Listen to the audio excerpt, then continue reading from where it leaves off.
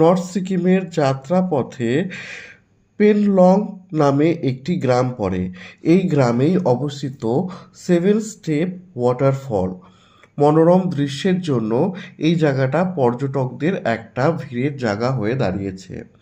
পর্যটকরা এখানে এসে কিছুটা সময় কাটায় এবং খুব ভালো ভালো ছবি তোলে।